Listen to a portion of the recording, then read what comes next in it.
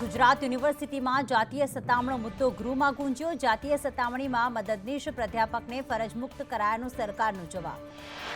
કૃષિ મંત્રી રાઘવજી પટેલને હોસ્પિટલમાંથી રજા અપાઈ। 11મી ફેબ્રુઆરીએ જામનગરમાં આવ્યો હતો બ્રેન સ્ટ્રોક આવતા હોસ્પિટલમાં લઈ રહ્યા હતા સારવાર।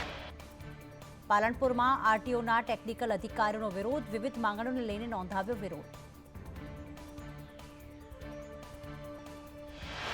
રાજકોટના કોંગ્રેસના કોર્પોરેટર વશરામ સાગઠિયાના આક્ષેપ, હું જનરલ બોર્ડમાં હાજર ન રહી શકું તેવા શાસકોના પ્રયાસ।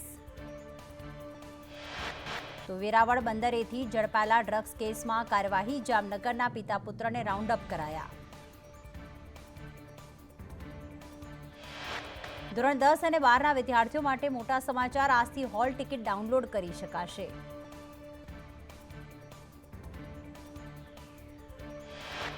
અરવલ્લીમાં મધ્યાહન ભોજનનું અનાજ ઝડપાયું। દૂધ સંજીવનીના ટ્રકમાંથી અનાજના 2 કટ્ટા મળ્યા।